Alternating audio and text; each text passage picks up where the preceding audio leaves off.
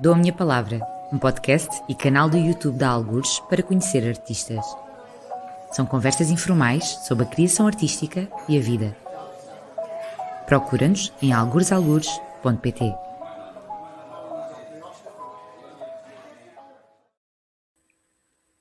Olá, Melissa. Bom dia, Susana. Bom dia. Bem-vinda ao Dou a Minha Palavra, aqui o podcast e videocast da Algures. É um prazer ter-te aqui. Vamos conhecer-te um bocadinho e conversar e saber aqui das tuas experiências.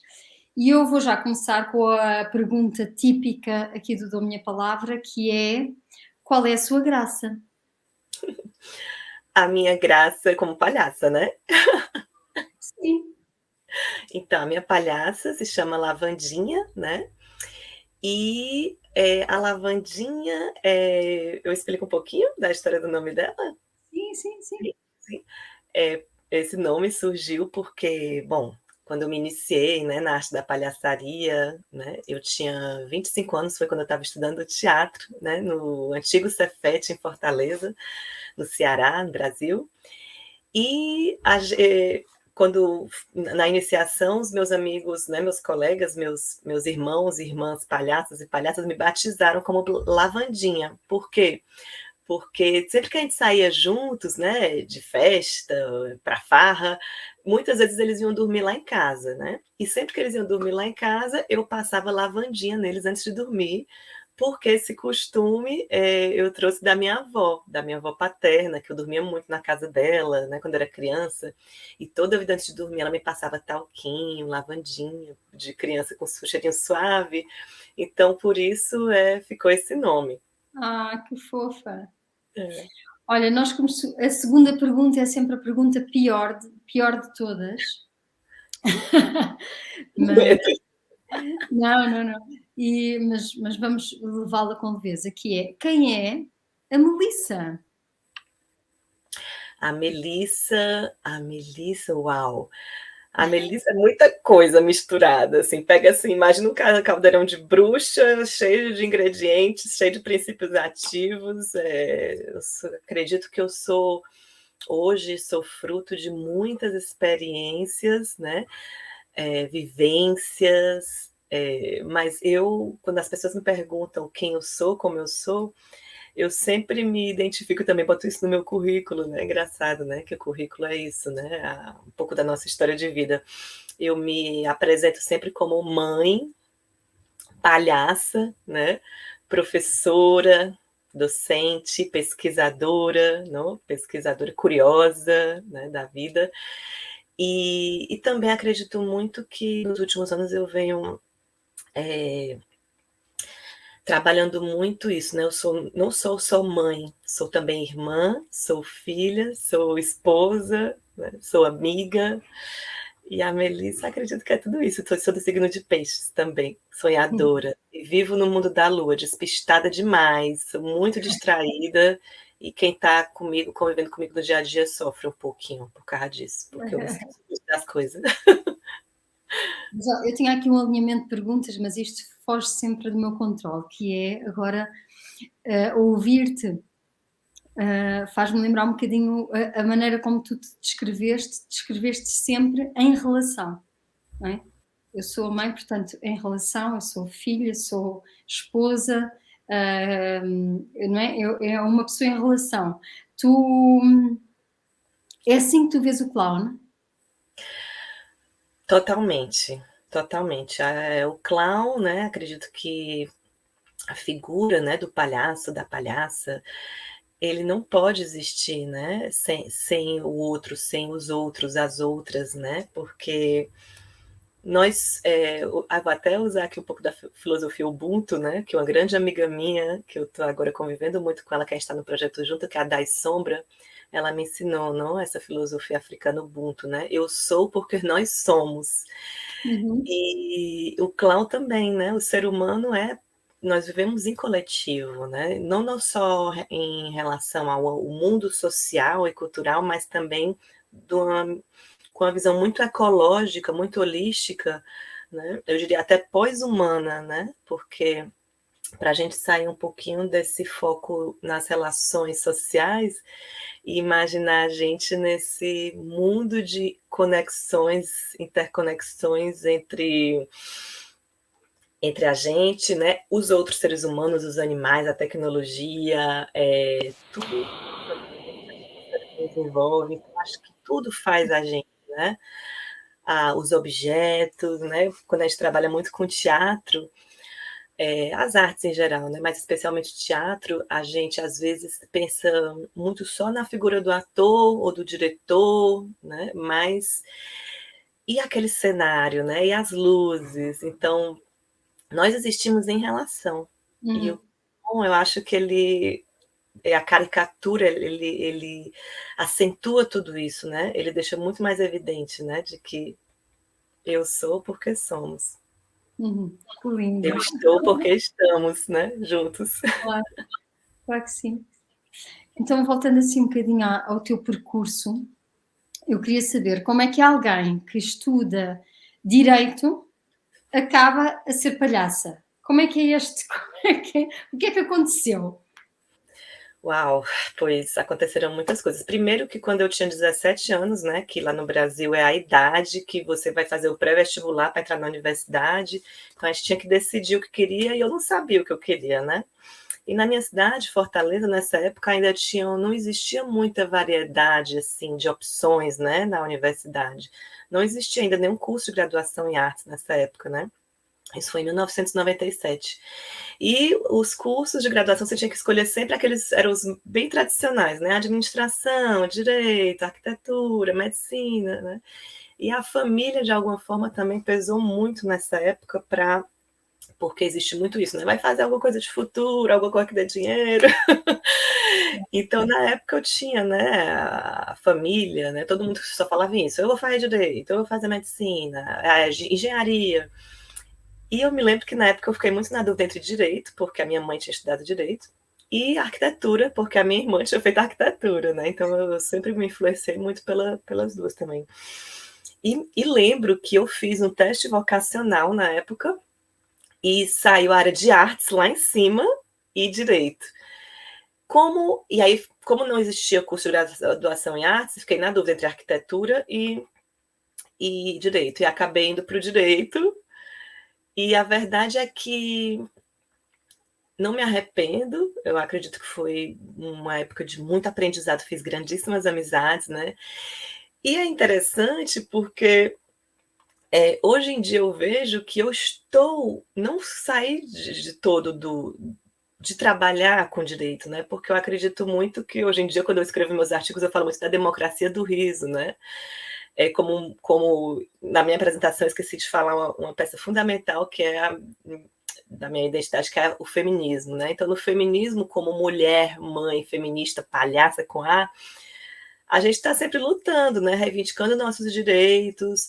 Então, eu lembro que na época da faculdade foi assim, no último ano de faculdade eu já estava que não aguentava mais, né? Aquela ruma de códigos, nomes, teorias. Mas eu gostava de estudar, mas eu cheguei inclusive a tirar a carteirinha de advogada para advogar, mas Uau. nunca exerci. E eu me lembro que foi no último ano da faculdade que eu falei para uma grande amiga minha, a Gisele: Gisele, vamos fazer teatro. Eu desde pequenininha sonhei em ser atriz de cinema, de televisão. Vamos fazer teatro. E aí a gente foi fazer cursinho de teatro oficina, né? Porque nessa época não tinha o curso de superior. Mas não abandonei a carreira de direito, porque só faltava um ano para eu concluir. E foi aí quando eu comecei, no último ano da minha carreira de direito, que foi em 2001, que eu comecei a fazer, com 21 anos, que eu comecei a fazer os primeiros cursinhos de teatro.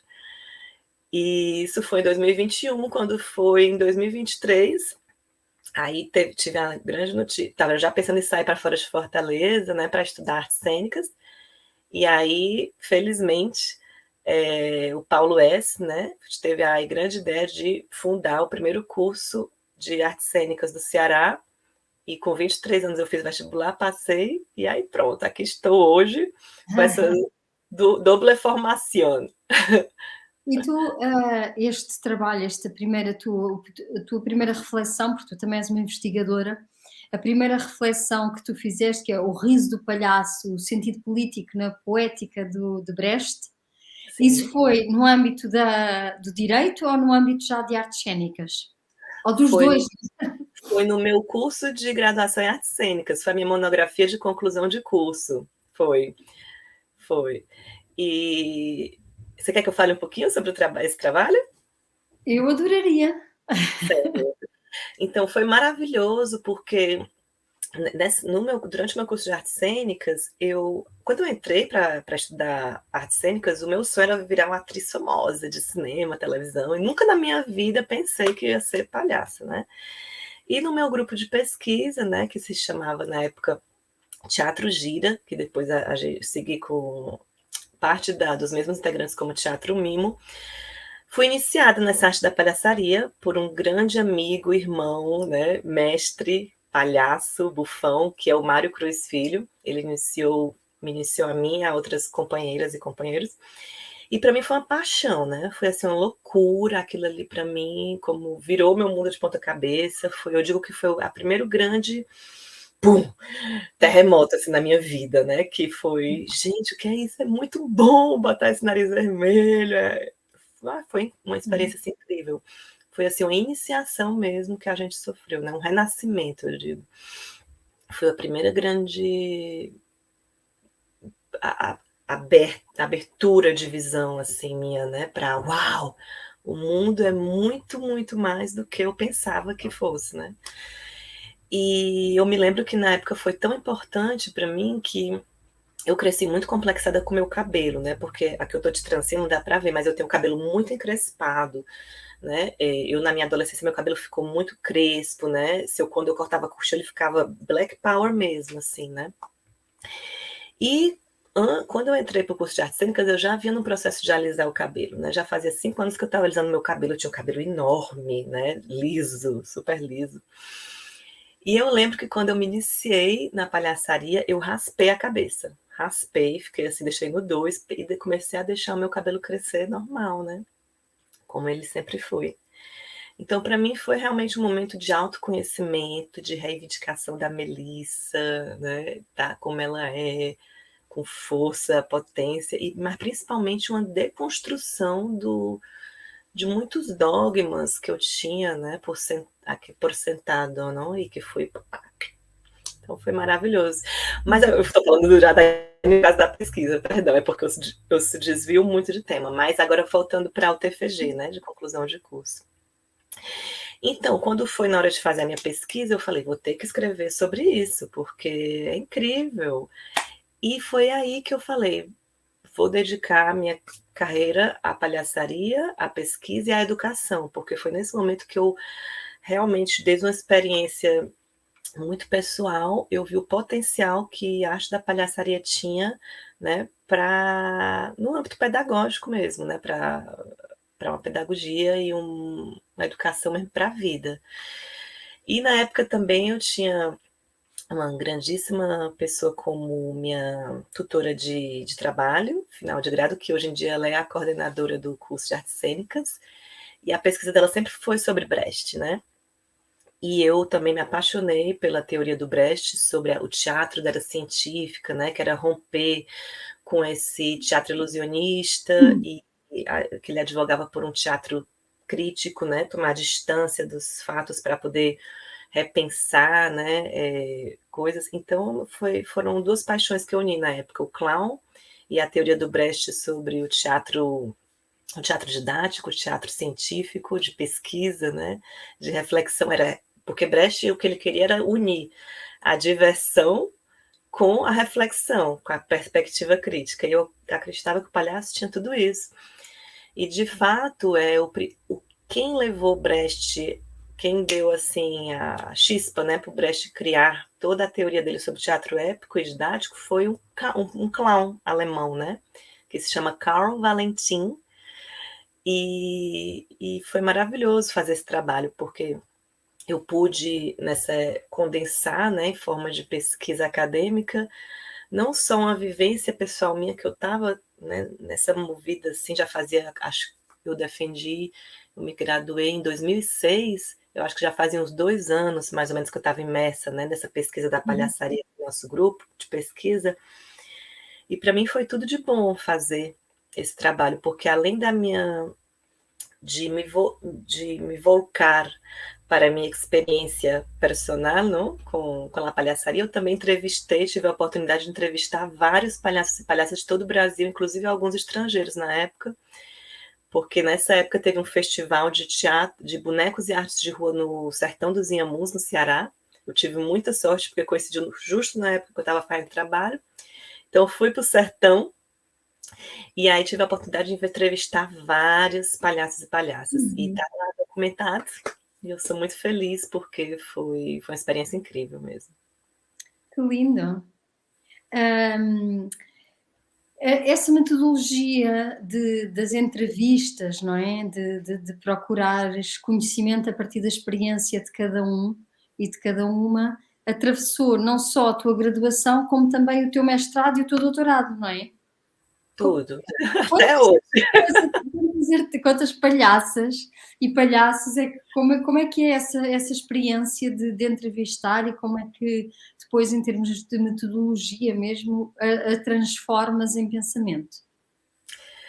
Então, é muita sorte, muito privilégio você poder fazer um trabalho desse, porque você vai bebendo de tantas fontes, de tantas experiências, e vai contribuindo também, né, para o registro da história e de diversos profissionais e pessoas maravilhosas, incríveis, né? O processo, né, eu sou muito caótica, então, assim, eu, por exemplo, tanto na minha graduação como na doutorado, eu comecei, assim, com a listinha de 10 palhaços e palhaças e acabei com 20, 30, então, e foi uma loucura, porque eu acabei querendo fazer muita coisa e acho que no final não dei tanta conta, né, de uau, eu queria abarcar o mundo com meus braços, mas a metodologia que eu fazia era, geralmente eu faço perguntas abertas, né, sobre os tópicos. Primeiro eu faço uma pesquisa teórica, né, que possa me embasar e para eu redatar as perguntas, mas sempre deixo perguntas abertas no geral, porque eu gosto também que a pessoa possa me contar muito mais coisas, né. E nunca contei o tempo, assim, então tem entrevistas que de meia hora e às vezes eu dentro de uma hora, depois eu transcrevi a entrevista inteira. E esse processo de transcrever as entrevistas também era incrível, né, porque à medida que eu ia transcrevendo as palavras, eu já ia pegando uma cita daqui, uma cita de lá, e com isso eu ia ajudando a construir os meus, né, tanto a monografia de graduação como a tese de doutorado. E gostava muito de botar em diálogo as vozes dessas palhaças e palhaços com as teóricas que eu estava lendo, né, os autores e autoras que eu estava lendo. Então, o meu jogo, para mim, eu tento encarar a pesquisa acadêmica científica, né, também com forma de jogo e criação artística, porque senão pode se tornar uma coisa muito pesada, densa, né, porque uma série de formalidades que a gente tem que cumprir, mas eu agora no meu doutorado, eu enveredei também por um caminho que é mais aberto, que é uma metodologia de investigação baseada em las artes, que ela permite essa abertura, esse jogo mais, né, artístico. Então, na minha tese, a monografia é bem mais formal, porque eu ainda não tinha essa metodologia, mas quando você pega para ler a minha tese de doutorado, eu já falo como palhaça, como bufona, eu já trago esse jogo da palavra, né, para quem lê hoje sabe, né, que tem alguns momentos que eu estou bem livre na minha escritura, utilizando muito também de metáforas, de criação mesmo, que a teoria, para mim, eu considero a teoria arte também, né? Então eu tentei fazer isso também com a minha tese. Deixa-me dizer assim que a tese está disponível, é fácil de aceder, e é uma das teses que, para nós também, outras palhaças e pessoas interessadas, que vamos lá beber muito, chama-se Palhaças, Histórias, Corpos e Formas de Representar a Comédia de uma Perspectiva de Género. está disponível a tese e também os anexos, que são as entrevistas todas, e é um documento muito, muito importante. E pegando nisso, já te queria perguntar, que é, tu recebeste um prémio para sair do Brasil, vir para Barcelona estudar, para fazer o doutoramento, e como é que aparecem os estudos de género na tua vida? E que depois tu transportas para a tua tese de doutoramento. Então, eu digo que tive 2 giros, né, tive 2 terremotos na minha vida. O primeiro foi a iniciação na arte da palhaçaria, que foi em Fortaleza, Ceará, com o meu grupo de pesquisa, no curso de artes cênicas, e o segundo terremoto foi o feminismo, né. E eu fui iniciada no feminismo com as minhas professoras aqui em Barcelona, né, no curso de mestrado e doutorado da Faculdade de Belas Artes, né, que era um mestrado e doutorado em Artes e Educação da Faculdade de Belas Artes da Universidade de Barcelona.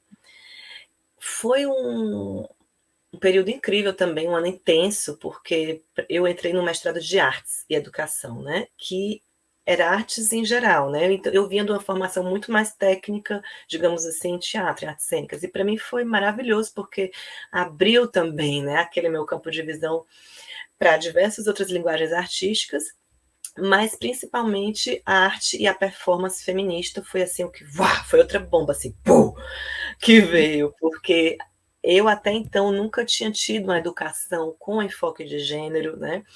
Eu cresci com a visão escutando, né? Sem querer a gente vai aprendendo e incorporando uma visão muito reducionista do feminismo, né? Do movimento feminista, né? Então, para mim, eu nunca nem tinha me questionado nada sobre isso, até realmente chegar aqui, quando eu comecei a ver, né, a arte, a performance de diversas mulheres, né, a teoria também, e bom, foi aí quando caiu a ficha, né, nossa, que incrível tudo isso, e foi daí que então, por isso que eu digo que eu tive 2 grandes iniciações, uma que renascimentos, que eu digo, né, a primeira através do clown, da figura da palhaçaria, da palhaça, e a segunda foi o feminismo, né, então, através das minhas professoras, que também uma delas foi a minha tutora de tese, que é a Judith Videla, que hoje em dia é minha companheira de trabalho, eu tenho ela para mim como uma grande madrinha também, né, porque ela me influenciou muito, né, porque as aulas dela eram sobre performance, sobre arte de mulheres, arte feminista, e para mim tudo isso foi muito, influenciou bastante. Não sei se eu te respondi. Respondeste sim, e eu acho interessante porque esse caminho abriu assim um caminho na tua trajetória enquanto investigadora, que tu não largaste e foste aprofundando cada vez mais. Eu percebi que tens um artigo ainda sobre estas questões de género, que escreveste sobre a palhaçaria feminista queer, né? E também um outro artigo que é sobre criação de resistências feministas monstruosas. Eu achei bonita esta palavra do monstruoso, que nem sempre está associado ao feminismo ou à mulher. E qual é o caminho? O que é que tu vais desvendando nestes pensamentos que escreves nestes artigos? Escreves. Eu acredito que para mim, a tese foi um parto, né, eu pari a tese, né, você gosta muito de usar as metáforas relacionadas à gestação e à gravidez, né, ao nascimento, porque eu acredito que para mim a tese foi um grande parto, né, ela é meu filho aí, inclusive ainda tenho, depois de mais de 6 anos, eu acho que faz que eu defendi a tese, ainda tenho pendente de fazer uma revisão, porque quando eu entreguei a tese eu estava grávida, né? E foi, inclusive, eu faço uma denúncia na tese, porque na universidade não me deram ampliação de prazo para eu entregar, então eu escrevi a tese com espírito bem de bufona, né? Assim, com raiva, escrevi errado, não corrigi o espanhol, como que dizendo, você querem que eu entregue? Pô, eu vou entregar do jeito que for, entendeu? Então, ainda tenho pendente de fazer uma boa revisão, inclusive eu vou publicar nesse ano que vem a minha tese, né? Atualizada e revisada, depois eu informo para vocês. Mas como surge, né, eu parto da figura da vulva, né, da figura da vagina, que é um símbolo da pussy power, né, do cônio, da xereca, é um símbolo muito essencialista biológico, né, do feminismo das mulheres, mas eu acredito que a gente não pode ficar aqui, né? Então, no desenhozinho da minha tese, da capa da tese, eu tenho aqui a florzinha, mas é eu querendo me relacionar, né, buscando essas extensões com outros corpos e formas cômicos, né? E desdibujar, né? Desdesenhar também essa figura do humano, que a gente tem muito discurso na palhaçaria de que é a minha humanidade, mas em realidade as mulheres sempre foram consideradas não humanas, né? Assim como outras sujeitos e sujeitas, né? Como as pessoas LGBTQI+, né? As pessoas racializadas, as pessoas do sul do mundo. Então, essa figura que eu digo que é a figura do Leonardo da Vinci, né? Que tem todas aquelas medidazinhas, de todo aquele corpinho humano, aquele comportamento humano que é muito eurocêntrico, muito colonial. A gente tem que sair dessa ideia da humanidade, né? E resgatar essas formas monstruosas, né? Nós, mulheres, inclusive até hoje, né? Tem vários lugares do mundo que tratam as mulheres como animais, né? Não tem esse estatuto de ser humano, né? Não tem os direitos humanos garantidos. Então, é uma reivindicação da humanidade, mas também tentando resgatar esse imaginário monstruoso, né? Porque nós somos também, né, monstruosas. E também é uma forma de, como a palavra clown, né? Existe o duplo sentido, o pejorativo e o de potência, né, de vida. A palavra black, negro, né, black power, né, o movimento eles se reapropriaram do termo, né, para falar com orgulho, né? Eu sou negro, né? O sudaca, né? Eu me reaproprio do termo do sudaca, sou do sul com orgulho, né? A palavra queer em inglês era também uma expressão pejorativa, e os sujeitos queer, eles se reapropriaram e deram gíria, hoje em dia é o nome de um movimento, né? Então, a mesma coisa também aconteceu com Kant, a palavra Kant, que é muito depreciativa em inglês, e é o Kant Power, né? A Puss Power. E também a figura do monstro, às vezes a gente tira ele do lugar de pejorativo e uau, né? Se apropria, sim, sou monstruosa, sou bufona, vamos lá, né? Vamos resistir a toda essa história de como se diz? De dominação, não é? Que todos esses coletivos, essas comunidades, né, foram taxadas, né, de inferior, subhumano, enfim. Era isso, né, que tu pergunta. Eu acho que eu desvio demais, Suzana. Não, está tudo bem, está tudo bem. Eu vou só dizer aqui que tu tens um site que é melcaminha.wordpress.com, onde tem todas estas informações, com links para a tese, links para os artigos, vídeos, e que vale a pena também espreitar, que é uma aula muito, muito linda. E por falar em aula, sabemos que há aqui um peso muito grande, ou seja, uma fatia muito grande da tua vida que está dedicada à pedagogia, ao ensino. Enfim, fala-nos um bocadinho disso, de como é que chegaste e o que é que fazes atualmente. Certo. Então, bom, eu agora eu sou a professora, né, na escola, por coincidência, é o primeiro curso de graduação de artes cênicas da Catalunha, né? Eu me graduei no primeiro curso de artes cênicas do Ceará, né, lá no Brasil, e aqui eu estou ensinando no primeiro curso oficial de graduação em artes cênicas da Catalunha. E no curso de artes cênicas eu faço de tudo um pouquinho, né? Mas uma das coisas que eu faço é um seminário de clown, dentro de um seminário maior de circo. E é uma maravilha, porque dentro desse curso de graduação, né, digamos assim, é no último curso, né, no último ano do curso, e realmente é uma surpresa para os estudantes. Eles ficam assim maravilhados e eles falam, mas isso aqui a gente podia ter tido desde o primeiro ano, porque é tão incrível e um seminário tão curtinho, não, eles ficam querendo sempre mais e mais e mais.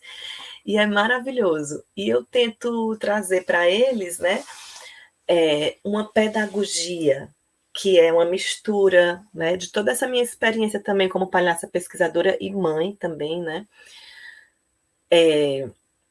porque eu misturo muito o que é a pedagogia, digamos, clássica, tradicional, né, digamos que eu faço alguns exercícios muito técnicos, outros, mas inclusive eu gosto também de questionar minha própria pedagogia com os estudantes, né, essa tradição, né, no âmbito da palhaçaria, ao mesmo tempo que eu ensino, eu também ensino também a ter uma perspectiva crítica sobre esse mundo clássico, esse mundo da tradição do clown, do circo também. E é um seminário curtinho, mas eu tento colocar tudo isso, né, para que eles possam, ao mesmo tempo que se apaixonar, mas também, uau, pero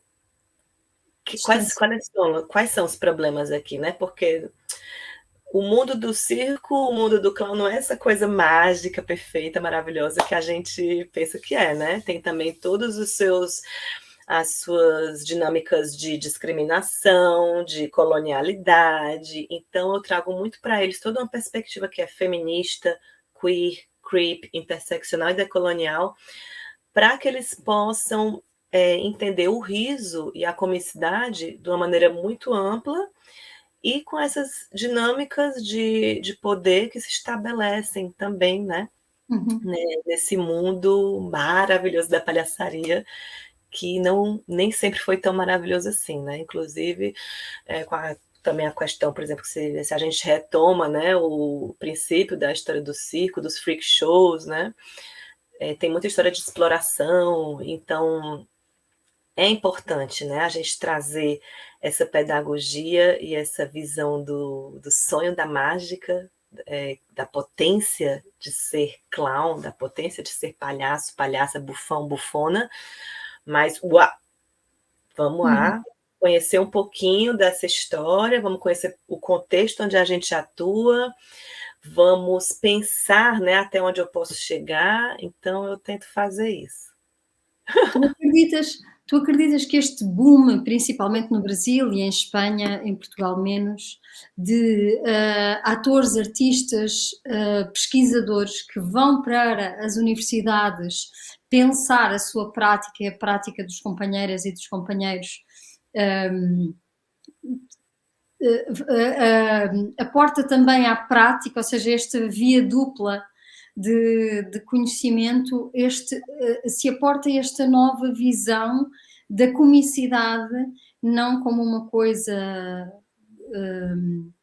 hierárquica, uma coisa exploradora, com uma visão colonialista de com várias vítimas, mas acho que isso traz também a reflexão teórica vai trazer à prática também novas roupagens, novas visões, vai romper com isso? Com certeza, eu acredito muito que teoria é prática, e prática é teoria, então, assim, eu tento muito não de... E teoria e arte prática, né, a prática artística e a teoria, elas são políticas também, né, a gente nunca pode se desvia da política. Então, quando eu faço uma tese, a partir da minha prática artística, essa dinâmica, né, de geração de conhecimentos, ela influencia novas performances, novos modos de ser, de fazer, de me maquiar, de me vestir, né? Por exemplo, a minha lavandinha, Na Lavandinha começou com uma figura muito clássica, né? Inclusive o meu solo de clown, ele é uma história desse processo de aprendizagem dessa tese, né? Dessa de redeclaunstrução, eu digo redeclaunstrução. Então, no meu espetáculo, por exemplo, eu começo, né, com a figura da Lavandinha, que é a minha palhaça, foi como eu fui batizada, foi como eu vim ao mundo como palhaça, mas ela vai se transformando e vai atravessando diversos territórios da comicidade, né? Então eu passo pela figura da bufona, pela figura drag king, que foi uma figura cômica que eu conheci através da tese, né? Porque eu não conhecia, só conhecia os drag queens. Uhum. Então, para mim foi toda uma surpresa, e uau, quando eu estava lendo e conhecendo essa teoria, né, de gênero, da paródia através da performance drag, eu, caramba, eu quero fazer isso. Uhum. E ainda estou aprendendo, né? Eu digo que a minha tese foi uma sementinha e que eu ainda estou desenvolvendo. Tanto, na verdade, a minha parte artística está bastante parada agora, eu digo que eu estou hibernando, né? Porque eu dei continuidade mais profissionalmente na parte acadêmica. Mas eu estou aqui com esse frivião aqui querendo seguir minha pesquisa, né? E eu acredito que é isso. É esse intercâmbio de prática artística e teoria, ele vai gerando novas formas, sim. Novos Uhum. diálogos, novas relações e novas alianças, né? Que eu acho que são importantes para a gente mudar o mundo, né? A gente tem que fazer alianças, né? Eu digo na minha tese, por exemplo, que o mundo clown, de alguma maneira, o mundo do circo, às vezes é muito egocêntrico, né? Fechado em si mesmo. Então a gente precisa sair e criar laços e ações com outras linguagens artísticas, outras teorias, outros Uhum. tipos de performance. Eu acho isso muito importante. Sim, sem dúvida, sem dúvida. Tu vês o humor, ou sentes que o humor tem um papel na criação de uma sociedade mais justa? O humor, o riso? Com certeza, porque bom, eu acredito muito numa visão de mundo onde a festa, a alegria, a diversão é fundamental, né, para a nossa saúde, para a nossa vida em comunidade.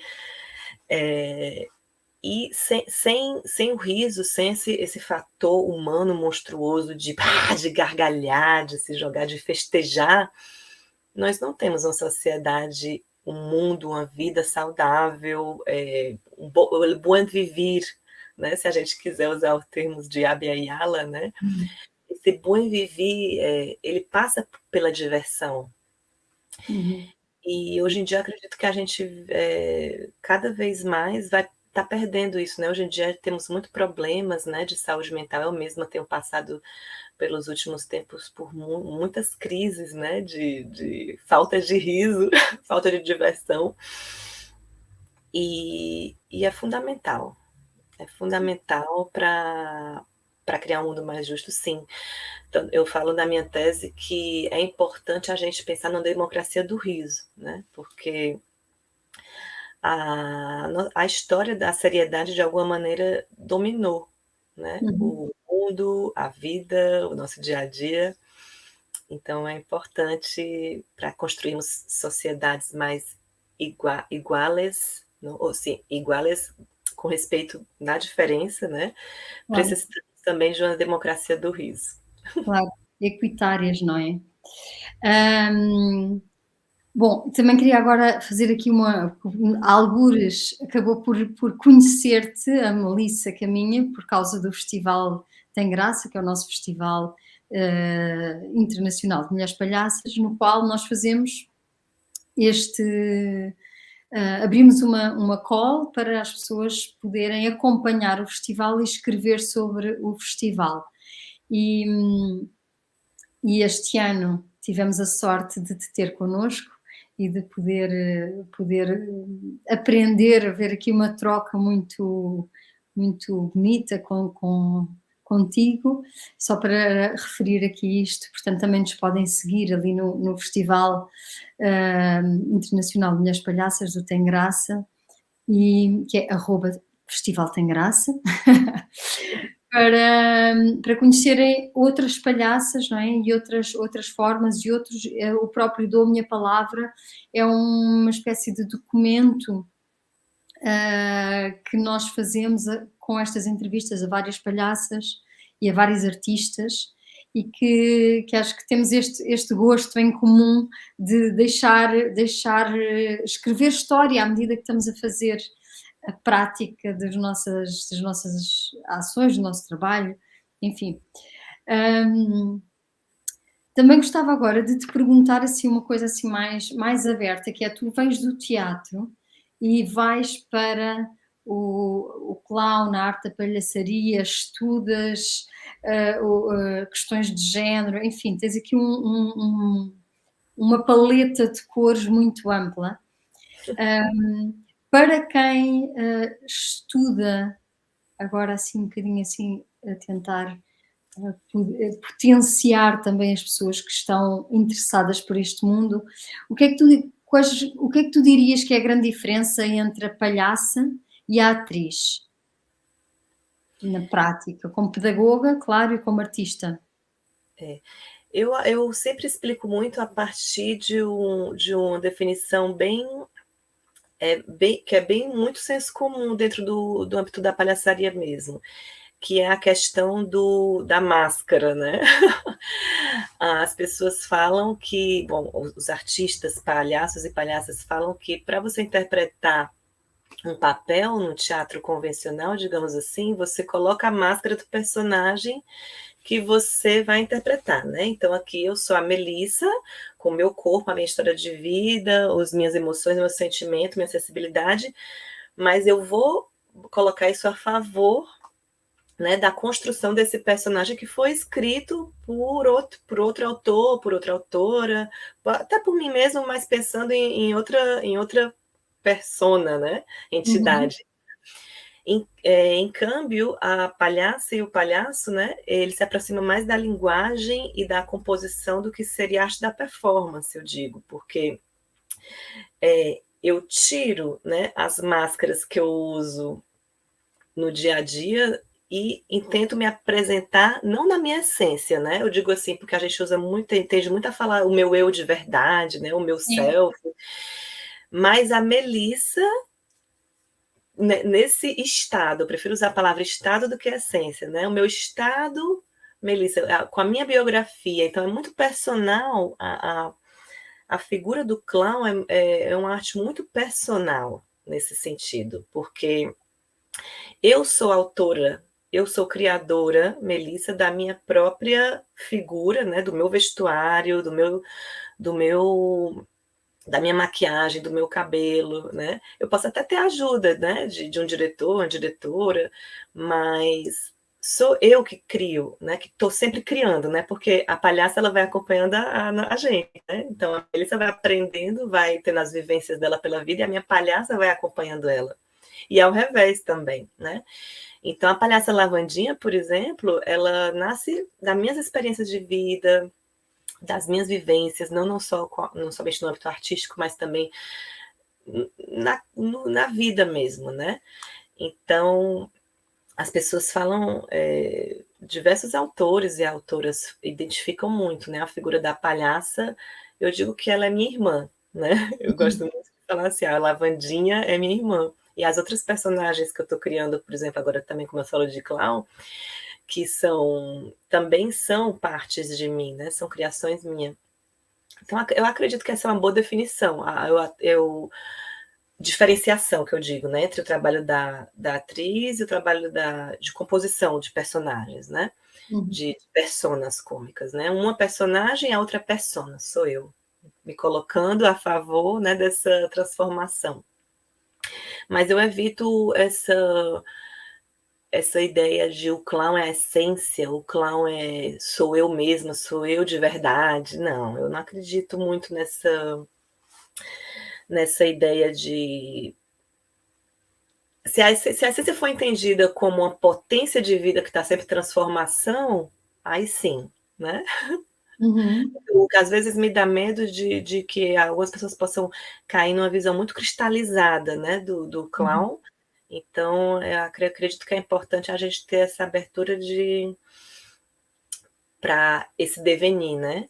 Essa potência de vida que a vida é transformação. Uhum. Lindo. Olha, se tu pudesse assim escolher assim de uma forma assim mais breve, ah, 3 características que tu consideras importantes para um performance poder ser palhaço, palhaça, palhaço, que 3 tu destacarias? Uau, 3? 3, 4, 2. Difícil, mas eu acredito que tem que ser sem vergonha. Tem que ser sem vergonha. Tem que, por mais clown que você queira ser, você tem que ter esse espírito de bufonaria, né? Ajudar. Essa chispa de querer provocar você mesma e o outro, né? Ainda que seja dentro de certos limites, mas eu acredito que é isso, tem que ser sem vergonha. Como a gente diz no Brasil, sem vergonha. Eu acho que isso é importante. Isso aí vai junto a junto também com, eu acredito que muito um espírito maternal de cuidar e deixar-se cuidar, porque é uma arte que move muito, né? Que pode. Então, você tem que ter muito cuidado, né? E aqui cuidado em todos os aspectos, né? Uhum. Cuidar do seu nariz, cuidar do seu figurino, cuidar do que você quer transmitir para o outro. E cuidar dessa arte, porque é uma arte que tem aí como. Uau, tem uma coisa potente aí, né, para se trabalhar. Então, cuidar. Eu acredito que é isso, é esse ato de cuidar, ser sem vergonha. E a terceira, ai, ai, ai. E a terceira, eu acredito que é abertura. Uhum. Abertura, não se fechar numa ideia, isso é clown, isso é palhaço. Não. Os conceitos estão para serem dinamitados, para serem reconstruídos, para serem. Eu acredito nisso hoje em dia, porque Uhum. eu antes eu era uma pessoa muito quadrada, e agora eu considero que eu me saí da casinha. Então, acho que é importante esse espírito de uau, querer sair da casinha e querer aceitar, né, essa potência de Uhum. vida. Jogar, brincar com as possibilidades. É bonito, não é? Porque a abertura também, tu referes um sentido da abertura, mas o outro sentido da abertura é durante a própria performance, não é? Durante o momento em que tu estás, de também teres que estar aberto àquilo que está a acontecer entre ti e a plateia, não é? E este diálogo Com é também uma capacidade de te abrires à experiência, performática. Com certeza, é a escuta atenta, né? A Uhum, escuta e a sensibilidade para estar em momento presente, né? claro. Vou viver o momento, né? Então aí já seria a quarta, né? É que eu já poderia dizer mil coisas mais, mas vamos colocar Claro, uma óbvio, quarta, porque óbvio. esse negócio de 3 é muito pouco, Suzana. Com certeza, com A certeza. quarta, que é super importante, é isso mesmo que tu falou agora, que seria assim, uau, viver o momento presente. Por mais que você tenha um roteiro, um espetáculo, mas eu estou aqui vivendo, né? É viver, sentir um cheiro de uau, um perfume, eu aproveito isso, né? Claro, Então claro. o palhaço e a palhaça, eles querem viver, eles querem uau, né? Hum. Eu digo que não existe palhaço suicida. Quando eu Claro, vou fazer as minhas classes, né? Às vezes tem umas pessoas que ficam em pânico, aí ficam uau. Aí eu, não existe palhaço suicida. A gente quer viver, vamos viver o momento. claro. É, e até pode querer ser suicida, mas é sempre um jogo sobre aquilo, uma brincadeira sobre aquilo, Exato, um olhar exato, risível sobre, não é? com certeza. Olha, eu ia te perguntar de seguida, mas eu acho que já está mais ou menos respondido, mas se calhar tens aqui uma outra questão para colocar, que é, alguém que esteja agora a começar nesta área, o que é que tu aconselharias? Se alguém quer ser palhaço profissional mesmo e viver disso, Primeiro, tá sempre com esse espírito de curiosidade, pesquisando, investigando, né? Tanto a prática como a teoria, eu acho importante esse jogo, né? Teoria e prática, ver muito espetáculo, ir muito para os festivais, ir para o Festival Tem Graça, para muitos festivais de mulheres palhaças que hoje em dia a gente tem muito. Então, ver muito, não só o que está acontecendo agora, mas também existe muito arquivo, né? Palhaços e palhaças que a gente tem na história do cinema, livros. E pesquisar é fundamental. E para. Acredito que é muito também uma pesquisa interna, né? Sua também. Para você estar sempre com esse olhozinho assim, essa lente de pesquisa, não só para fora, mas para dentro, né? Desse eu em relação, né? Eu em relação, como sou, como é a Melissa com esse copo d'água, né? Como é a Melissa com a luz, com esse broche? Então, eu gosto muito dessa palavra, pesquisar. Esse olhar curioso, né? Esse olhar de curiosidade, de aprender, tá sempre querendo aprender. E eu acho que é isso, não tentar cristalizar e ter ideias preconcebidas, né? Coisa que eu já falei. Tá sempre aberto a provar, experimentar. E acho que essa é importante. Não sei, deixa eu ver se eu lembro mais de alguma coisa. Para quem está começando, né, que você falou. E disciplina, né, que é uma coisa que eu nem poderia falar, porque eu sou super indisciplinada. Até hoje eu luto para ter disciplina, mas se você tiver a possibilidade de ter uma dinâmica de treinamento, eu agora não sou disciplinada, mas quando eu estava com o meu grupo de iniciação, que era o grupo Teatro Giro, depois o Teatro Mimo, a gente se encontrava 3 vezes por semana para fazer treinamento físico. A gente fazia treinamento de mímica, de teatro físico, de dança. Se você puder aprender um instrumento, aprenda. Palhaço é vida. Então, tudo que você puder aprender, e como a gente trabalha muito com o corpo, né? Se você puder ter uma dinâmica de treinamento que seja assim regular, é importantíssimo. Olha, Melissa, nós mulheres palhaças, não é? E temos poucas referências de outras palhaças que já fizeram caminho antes de nós. Tu tiveste, quais foram as tuas referências e quais são as tuas referências? Ou seja, como palhaça, mas como artistas, como cinema, enfim, artes plásticas. É difícil, porque... Bom, quando eu comecei, né, quando eu pensava em palhaçaria, eu só pensava em palhaço homem, né? Minhas referências eram Chaplin, os clássicos do cinema, né? Palhaço de circo tradicional. E eu realmente só fui ampliar esse leque com a questão da pesquisa mesmo, né? Então, hoje em dia eu tenho referências demais, até de sobra, né, para dar. Mas, assim, eu gostaria de citar algumas palhaças, principalmente, eu vou falar, porque palhaço, acho que a história já falou muito de palhaço, né?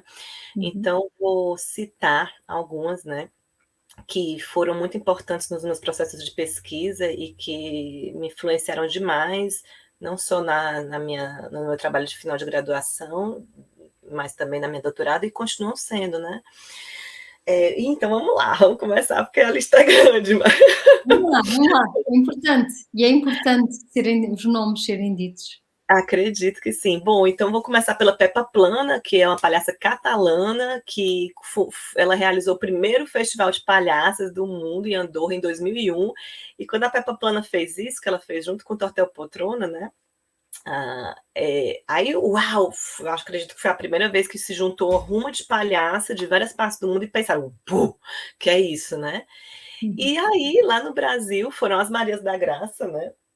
Então, até aqui, as Marias da Graça, que elas, até na entrevista que eu fiz com elas, elas falaram, nossa, quando a gente foi lá, a gente enlouqueceu, né? Temos que trazer isso para o Brasil. Então, as Marias da Graça são incríveis, então são uma grande referência para mim também, não só como palhaças, mas também como pedagogas, né? E também como gestoras e produtoras culturais, porque aí no Brasil, lá no Brasil elas tiveram e tem ainda um peso super importante na construção de políticas de gênero, né? Nesse âmbito não só da palhaçaria do circo, mas também das artes cênicas. Eu acredito que elas foram assim pioneiras nesse sentido de reivindicar políticas de igualdade de gênero no âmbito das artes cênicas. Seguindo as Marias da Graça, temos também as Levianas da Companhia Anime, que seguiram com a palhaçaria Festival de Palhaças Mulheres lá em Recife. Aqui eu não tenho foto, mas tem a Manuela Castelo Branco, que é a palhaça Mantusquela, que seguiu também com a política de festivais de palhaças lá em Brasília. E a partir daí foi um boom, né? Hoje em dia a gente tem muitos, né? Vocês também são referência para mim, né? Agora também em Portugal, né? Em Portugal também isso está começando muito, né? Tem a Teresa, né? A Teresa Ricot, do Chapiteau, que também é outra grande referência, né? Aqui na Europa, de mulheres pioneiras. A Anne Fratelli na França. Quem mais que está aqui? Deixa eu ver. A Marta Carbalho, que ela é fenomenal, que ela infelizmente já partiu, mas eu tive o privilégio de assistir ela, seu espetáculo no Festival Esse Monte de Mulher Palhaça no Rio de Janeiro de 2012, e foi incrível, uma experiência assim, transcendental mesmo. Quem mais? A Lila Monte, que é da Argentina, que foi que eu conheci ela no Festival Clown, né? Na Áustria. E a Lila Monte, ela leva. A minha filha tem o nome, né? Lila, então, uau! O que mais? Que está aqui? Virgínia Mais, Michele Silveira, que organizou a palhaçaria, a revista de palhaçaria feminina, começou com um blog, tem várias revistas, hoje em dia ela faz. Temos várias palhaças no Brasil fazendo pesquisa acadêmica também, a Daiane Brum, Elvira Vua, muitas. Quem mais? E gostaria muito de citar também a Felícia de Castro, que é uma grandíssima amiga minha, que eu admiro demais. Ela foi uma das minhas primeiras mestras palhaça. Ela é de Salvador de Bahia. E ela tem uma pedagogia do riso, da palhaçaria incrível, porque ela traz muito... Ela tem uma pesquisa muito híbrida, muito holística. Então, ela traz diversas linguagens. Cultura popular, dança butô, palhaçaria sagrada. E ela é negra, ela é uma mulher racializada, né, de Salvador. E eu acredito que isso é muito importante, né? A gente trazer também referências dessa palhaçaria negra, né? Hoje em dia a gente tem um movimento no Brasil forte de performance, falando de comicidade preta, comicidade trans, como se diz, a palhaçaria sapatã, não? Então, tem um universo, assim, a Trupe Lildes também, que é do Brasil, que é uma trupe de palhaços e palhaças negras que trabalham muito para decolonizar a palhaçaria, decolonizar o riso através do corpo. Uau, então assim, eu tenho poderia falar muitas referências. Não sei se eu estou me passando, mas... Não, já é assim um monte para estudar, não é? Vamos começar a estudar, a ler e a ver estas palhaças todas. Gostaria só aqui de fazer uma referência, já que a gente começou a falar de palhaçaria negra, Claro. racializada. Tem também a palhaçaria sagrada, né? As palhaças da América Latina, tem muitas palhaças em Argentina, no México também, que estão começando a resgatar também o xamanismo, né? Da risa indígena. E aí eu pensei, as Marias da Graça, eu não sei de quando foi esse festival aqui, que isso aqui era uma lembrancinha do festival delas. Elas já colocaram uma palhaça,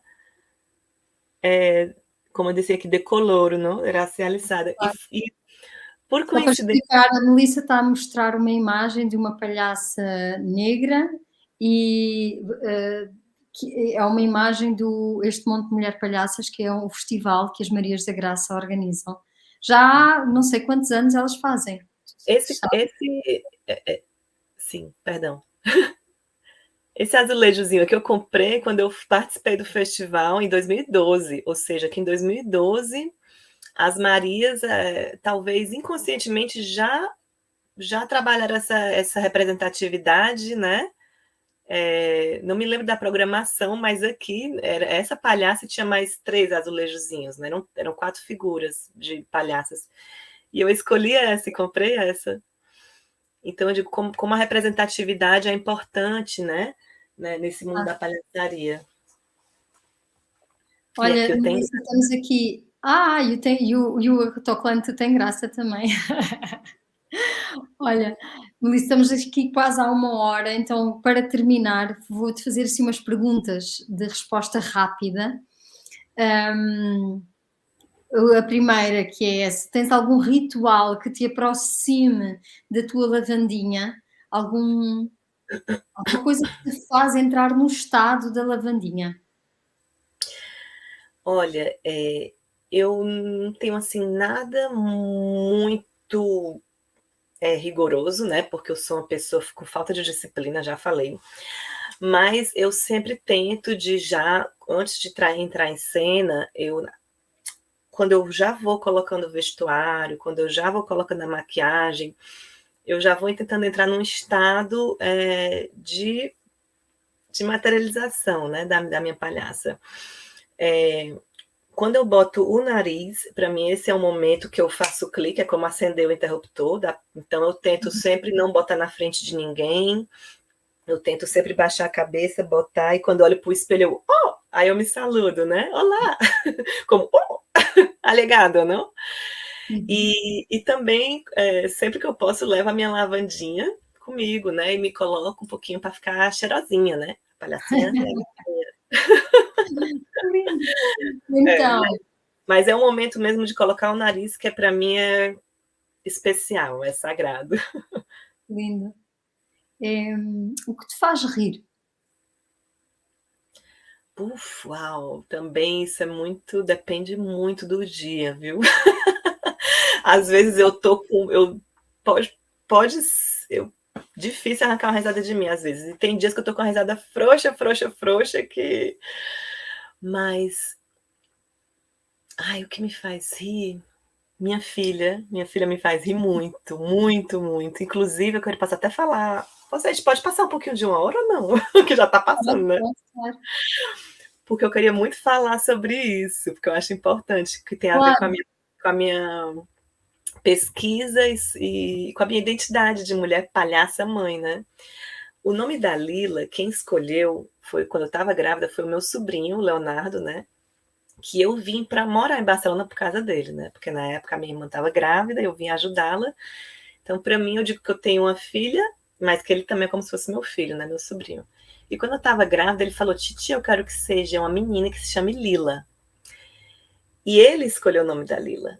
E quando ele falou esse nome, eu não pensei mais em nada, né? E para mim é muito significativo, porque Lila é a cor do movimento feminista, é a cor de uma flor, e no meu espetáculo é a xereca, né? O Chocho Clown Show é uma flor, né? De cor assim, violeta, lila. E lila eu descobri também que em sânscrito, no hinduísmo, significa diversão, jogo, teatro, né? Jogo divino. Então, assim, eu queria só deixar esse parênteses porque ela me faz rir demais no meu dia a dia, porque, como eu falei, a minha palhaça está um pouco hibernando, né?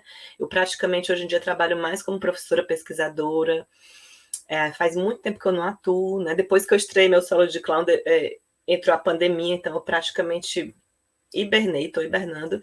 Mas no meu dia a dia, eu sou palhaça e eu faço rir muito com a minha filha, Lila. Lindo. E um sonho da Melissa. Um sonho? Uau, tenho vários também. É muito difícil falar um sonho. Mas o meu sonho é. Ai, difícil pergunta, mas meu sonho agora é poder seguir com fé, com muito riso, fazendo o que eu gosto, que é pesquisando, atuando. Eu acho que o meu sonho agora no momento é esse: seguir com fé, força e muito riso na vida. E qual seria o sonho da lavandinha? O sonho da lavandinha seria viajar esse mundo todo com o nosso Chocho Clown Show, porque depois que eu estreiei, a gente passou, eu e a Lavandinha, a gente passou mais de 5 anos produzindo esse show, altos e baixos, a gente pensou em desistir, chutar o pau da barraca.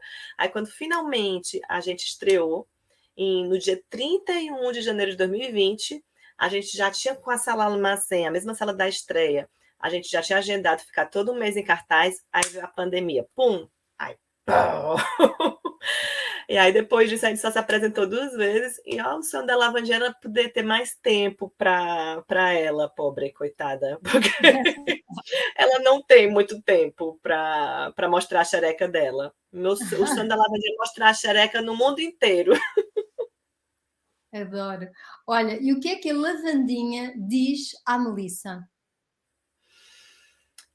A Lavandinha disse para Melissa: nunca deixe de ser palhaça, nunca deixe de rir, nunca seja. Você é muito séria, Melissa. Deixa de ser tão séria, mulher de Deus. Ave Maria, coisa mais sossa, sem graça. Olha essa roupa aí que tá usando. Não tem cor, não tem vida, é velha, mulher, vai botar uma luz. Ai, que linda.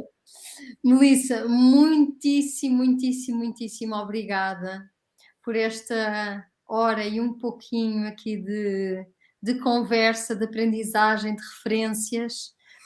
A Melissa tem um site que é melcaminha.wordpress.com.